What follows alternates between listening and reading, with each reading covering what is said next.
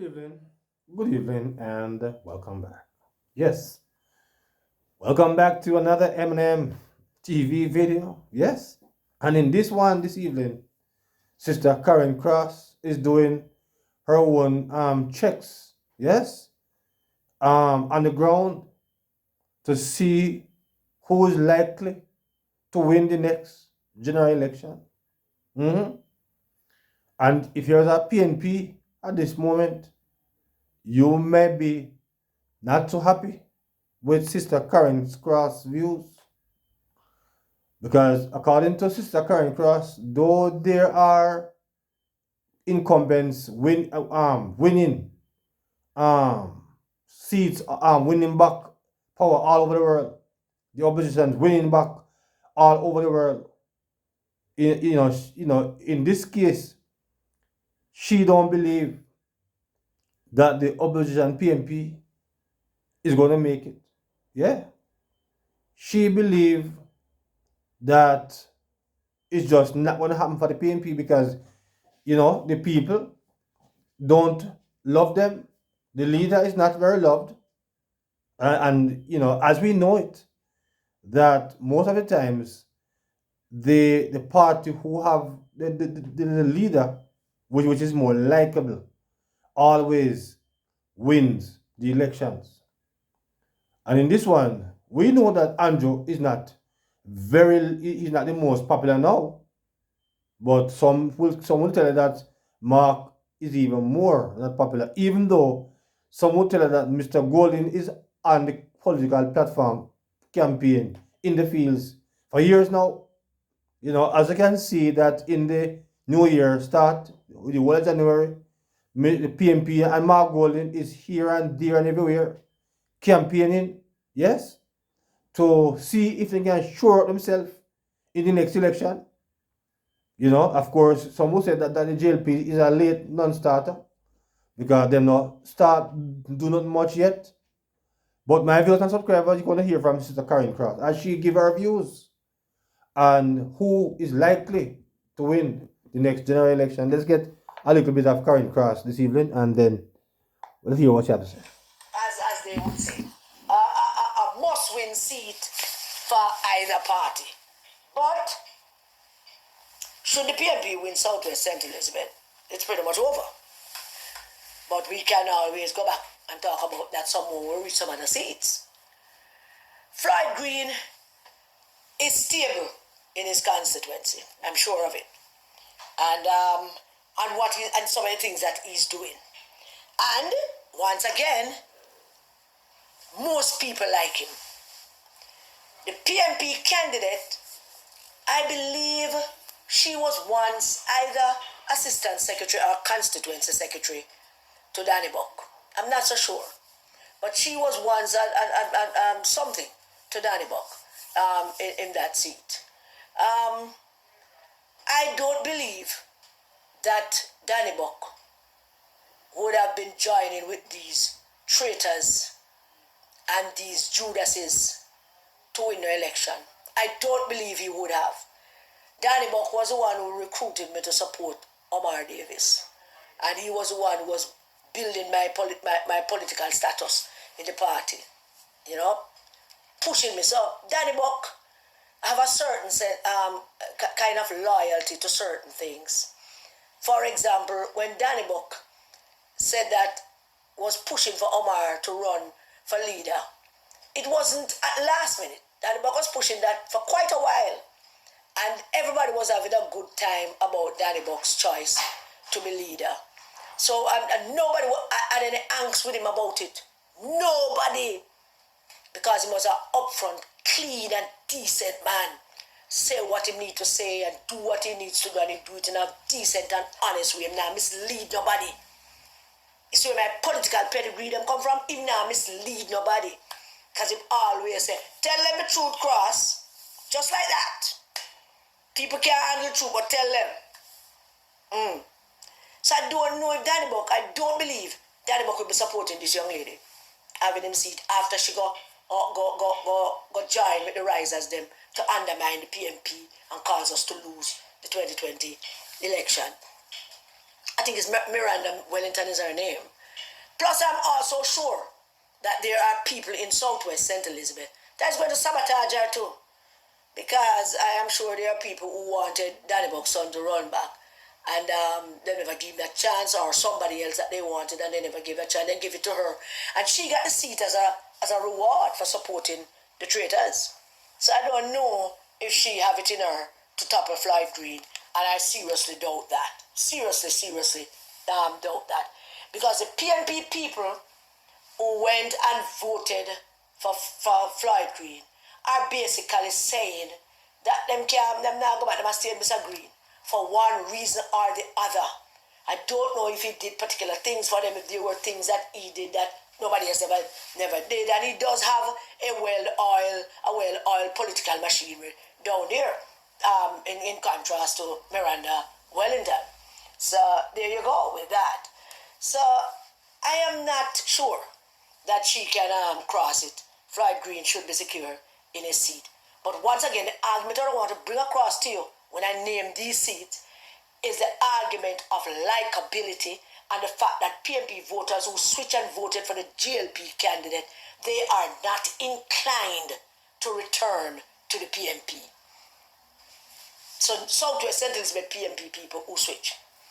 Now here is a shocker. And I don't believe it's a shocker. It might be a shocker to you. It wasn't a shocker to me. It became clear to me about a month after Jess won the selection for Northeast St. Elizabeth. It became clear to me that she's going to F it up. She's just going to F it up. And so in Northeast St. Elizabeth, the very same PNP people that voted for Mr. Slowly are now saying that they're not with her. And they're going to vote back for Mr. Slowly. Because Mr. Slowly is the only one that have done things that the last person who did those things was Raymond Price. And then they are nothing with she, because she is with Basil Wade, and the combination of them don't like her plus Basil Wade is a deadly combination that just not going to help her. And that's what I'm talking about, we're talking about political experience.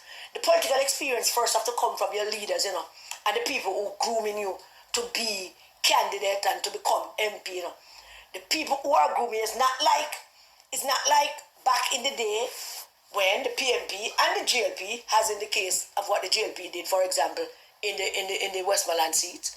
Last minute you just tell some people go and nominate because you have it in your mind that you're not going to win these seats. And so we ended up with George Wright and some other people because you just tell them go and run.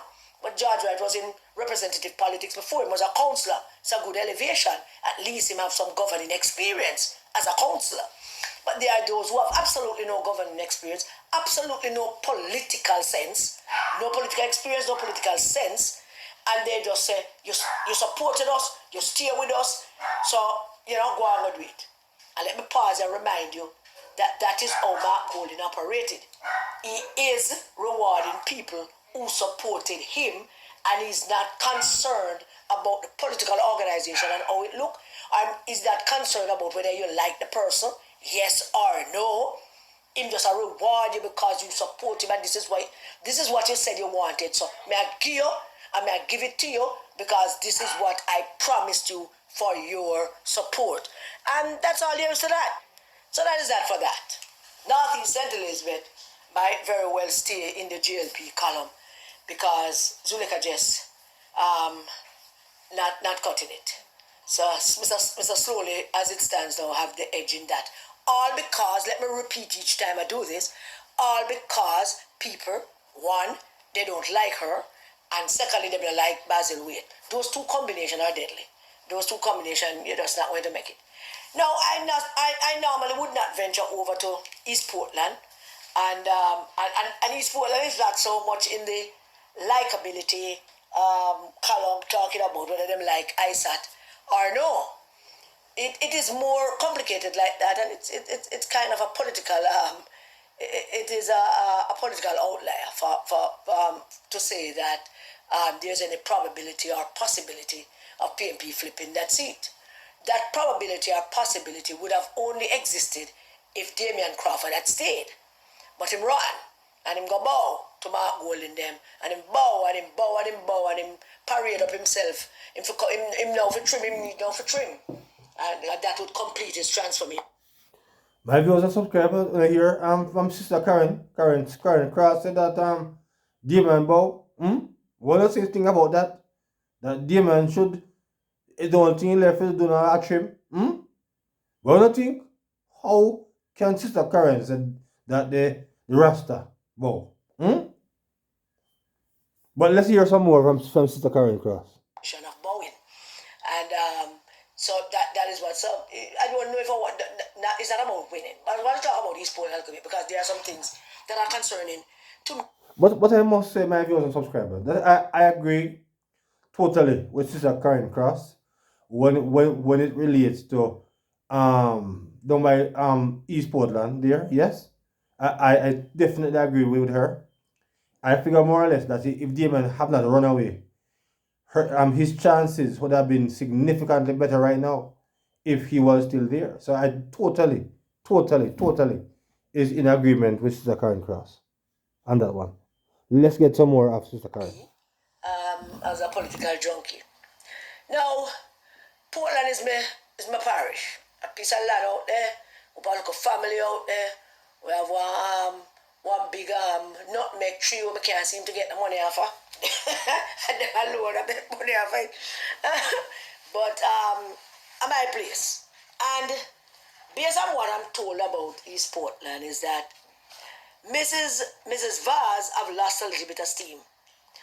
And when they say Mrs. Vaz, when they say negative things about Mrs. Vaz, they combined it with her husband.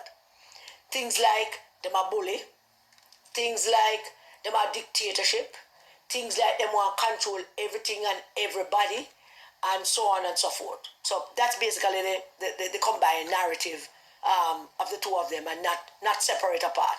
But separately from Mrs. Vaz, there is a thought that she don't sweep yard anymore and hang out clothes anymore. I don't even know why she stopped that, because that so works, you know.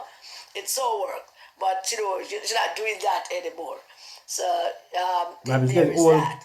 So she might be in a little bit of trouble in some places. There might be a little bit of misgivings in the minds of some voters in some places. The good news in that is that them not high either and Isaac Buchanan. Well, nobody's jumping and dancing and screaming for Isaac Buchanan. My family them describe, so they don't ring and face you with a long beard. Trust me.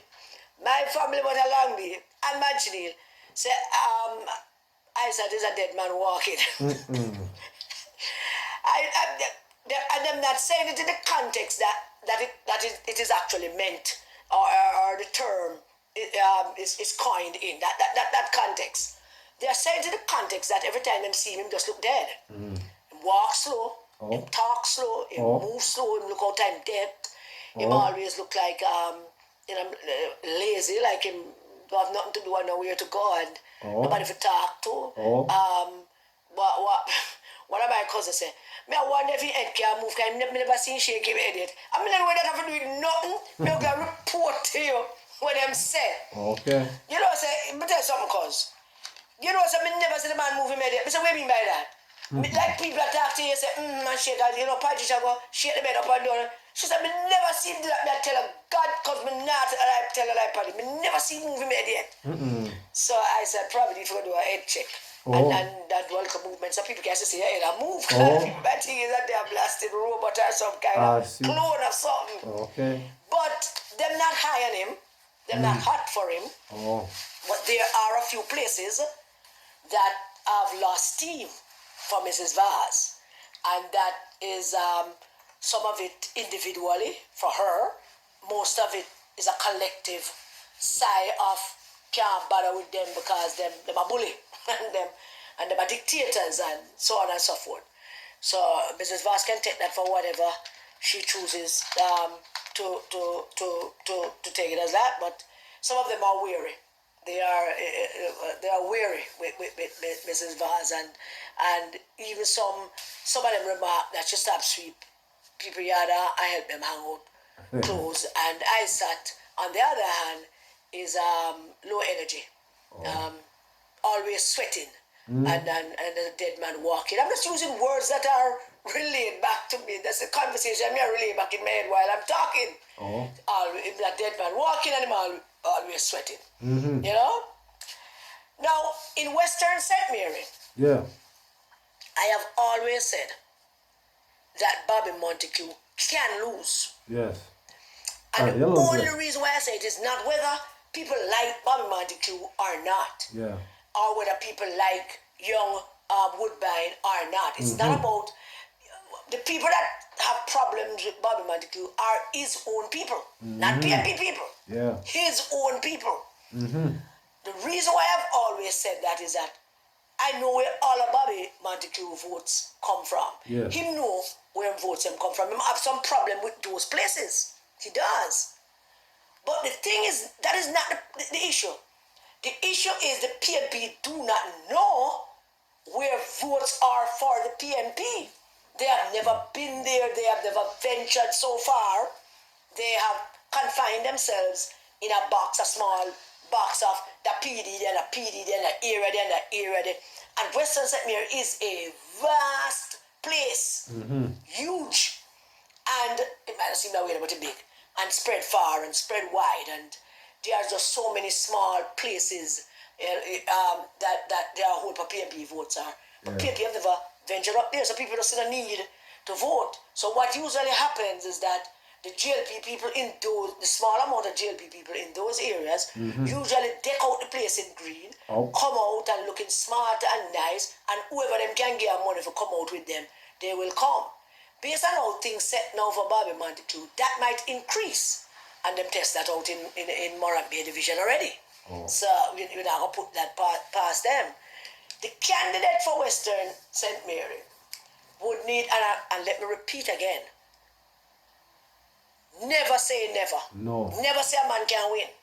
Because we have proven already, it has been set already. There is precedent already. That you just don't say that foolishness about a man that can't lose or the man that can't say that at all. Do not say that foolishness. Right. Because it is the voters that decide who wins and who loses. Yeah, man. It is their choice and it's for them thing. And if people hate you enough or dislike you enough, they will make the trek to make sure you lose if they don't like you. And if people like you enough, they will also make the trek to make sure them carry you over the line. So it's going to be who can get to them, you know, and all the conditions are there to facilitate a loss for Bobby Montague. But and it's his own doing.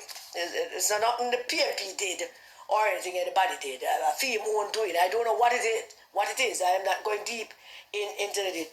But once again, you're faced with a problem where him could lose, but the PNP candidate don't have the oomph, don't have the panache, don't have the likability, don't have the political understanding, don't have the political organization, don't have the political operation. So that poses a problem, and that might very well be enough for Bobby Montague to carry back over the line. So there is that with that. But then again, there is Westmoreland, Ianiers. And as I said, beating up of the Ianiers, I don't want to get a phone call or text message from my nieces, them and the rest of them. I can't manage it. But Ianiers also have a problem, and the problem is likability. Him have the money, there's some semblance of organization, there's some semblance of ground operation, but the likability is what is now haunting him. And the worst thing about that is that Ianiers know that he has this likability problem, and he has not done a single thing to change people's perception of whether he is likable or not. Him still remain who he is. And in politics, when you run an election, you have to reinvent yourself. Because if you want to get where you want to go, you have to reinvent yourself every day. You can't stay the same, and he have not found it in himself. And that is a lack of humility on his part, why he's unable to convince people that he is a likable guy, because he's not humble, and that likability is there. If we go now into the great constituency of Eastern Westmoreland, And as much as people, and even me, I thought that this Dayton Campbell is an easy win. I want to tell you, it is not. It is not. Why?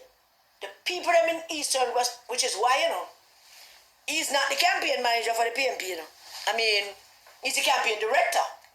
But usually, it is the general secretary of the party who is the campaign manager. He has handed that job to the overweight, looking unhealthy deputy general secretary, and not throwing shades at big people and fat people. But I mean, aesthetics is also an important thing in politics. So he hand over the campaign manager job to Skeffrey, who I better keep my mouth shut about Skeffrey, because I might go off and get rude. I don't want to be rude to nobody. But he hand it over. Why hand over the campaign manager job to Skeffrey, who have written some kind of manual, I think it's some kind of training manual, I am understanding, for the training session. And I got one phone call, one normal phone call from one smaddy who said to me, if me have the training booklet that we normally use. And I said to the person, you shouldn't be asking me for training booklet. Isn't Maureen Weber a person in charge of training and stuff like that? She would have an updated version of that manual, because she's the one who actually put it together with our input. All of us contributed to making that document what it is. But the person is saying this training manual that they have advised the comrades them not to ask voters questions like, are you going to vote? Who did you vote for the last time? Are you going to vote for the PMP candidate vote? Things like that. I don't get the full gist of what you're talking about, because she herself don't have the full gist of what you're talking about. The only thing that she knows, and which is why she made a call to me, is that we have always told them, ask the voter a full question. Don't be shy. Don't be afraid to ask the voter. Did you vote the last election? Who did you vote for? Let the voters and them not tell you, because that would also help you to make a decision and to come to a conclusion as to where the voters' state of mind is. The voter is a JLP. The voter will tell you, say, my paying JLP, the people will tell you, and all the rest of it. So I don't get it, but that is what she said. So she called me about. So, but anyway, I went off into that. Never intended to. Skeffrey is the campaign manager. Which the logic behind that, I would think that the logic behind that would that to give Dayton Campbell the latitude and the time that he would need to convince the people of Eastern Westmoreland to vote for him. And here we go again. Here we go again. 2 vice presidents of the PMP are struggling to convince PMP people to vote for them. Struggling. A senior member of the PMP is struggling to convince the people of South Manchester to vote for him.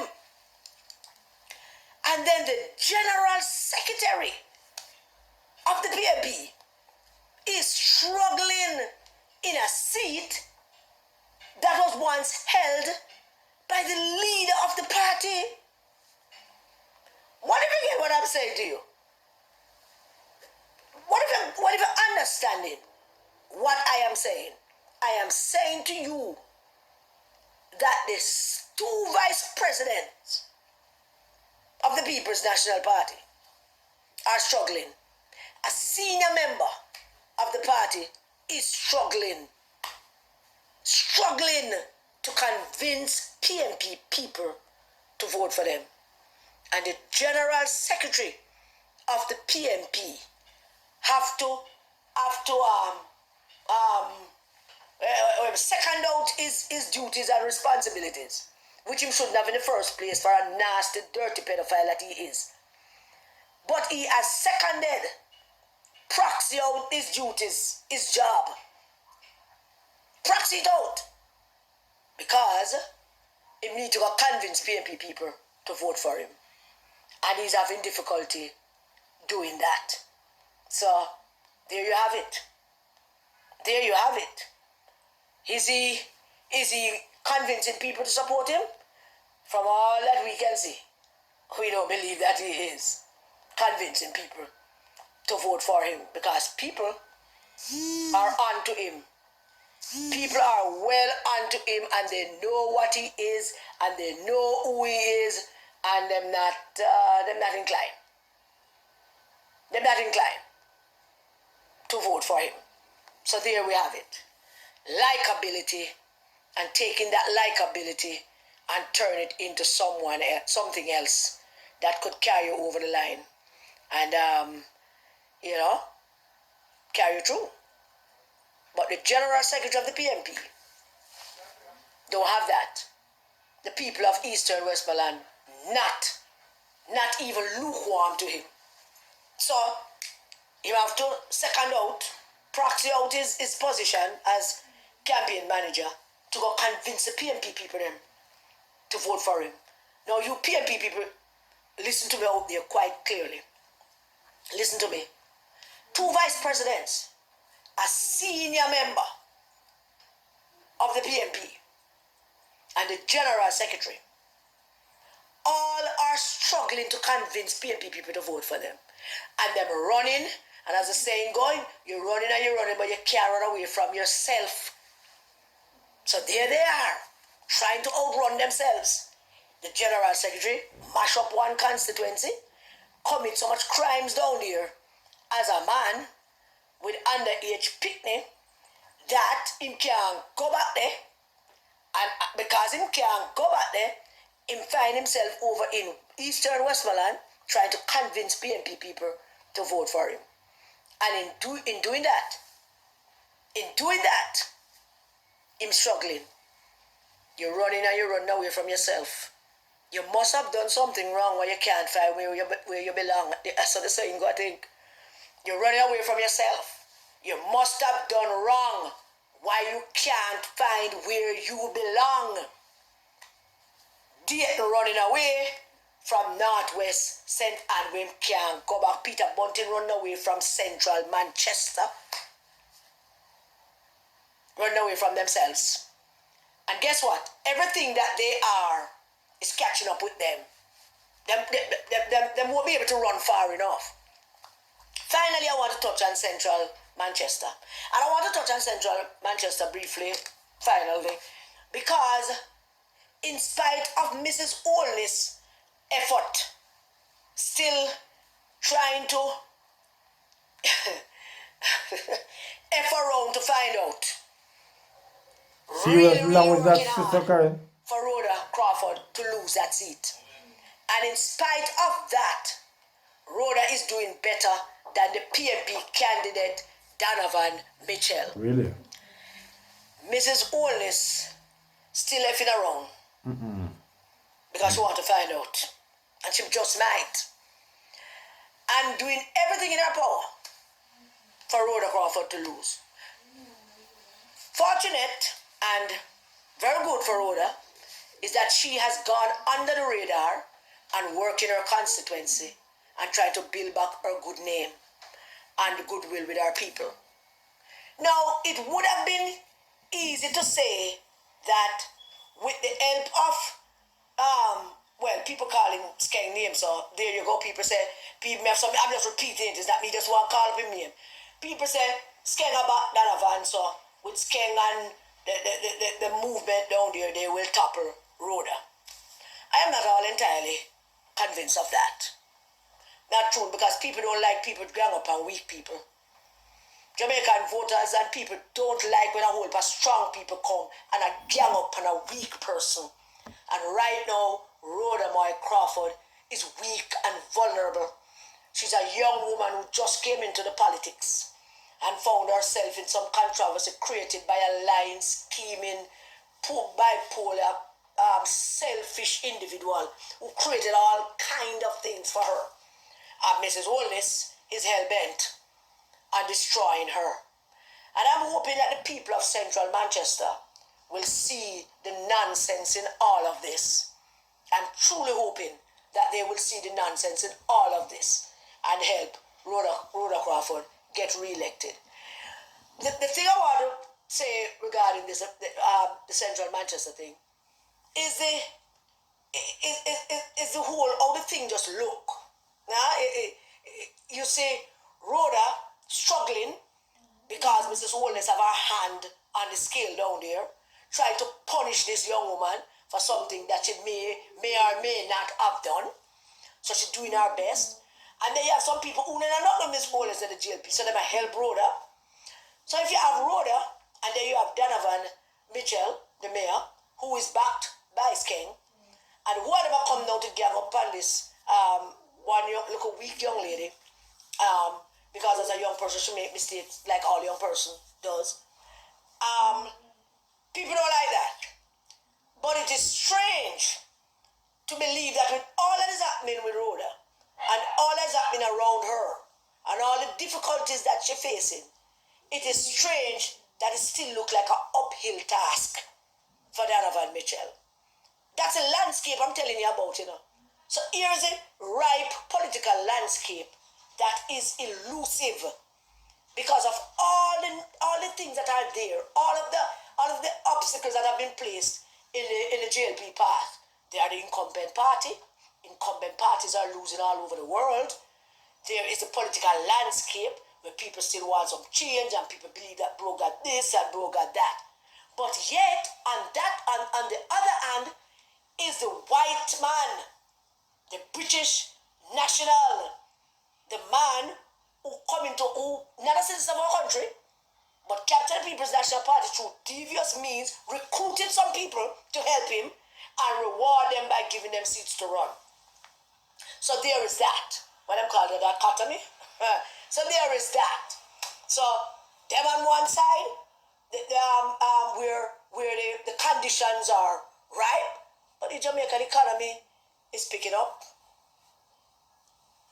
Crime going down. The only crime that is going up is the crimes committed by Dayton Campbell, which the government, the minister, the police commissioner, the authorities, none of them want to deal with. They want to be careful look at these things when they come back. I'm going to stop now because this gone over 44 minutes. Well, my viewers and my subscribers, there you have some of what Sister Karen Cross was saying. I could not take all of her video. But I to give you, in my opinion, the most excited part of it. What do you think about it? From my readings, from my understanding of what Karen is saying, essentially she's saying that the JLP could actually still steal the election, though it is over the world, the opposition is becoming the government. But because, according to what I said earlier, sister, just because Mark Golden and his general secretary is not the most loved, according to Sister Karen, it seems that it may work into the JLP favor.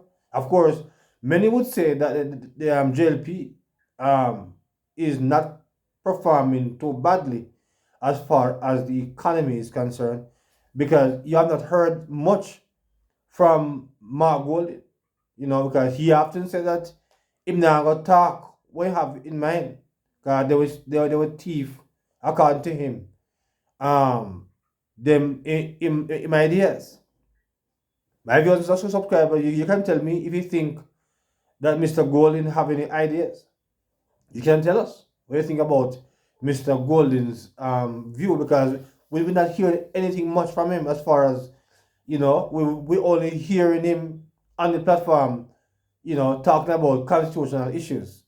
And as far as that is concerned, my viewers and subscribers, I will have to come back to that another night, because I have my view also on that particular matter. But Sister Karen was dealing with the issue, the election come by the seat counts this evening, and we all how it is looking. The edge, according to Sister Karen, look like the JLP might have the edge, because after all, they have 49 seats. and the PNP have 14.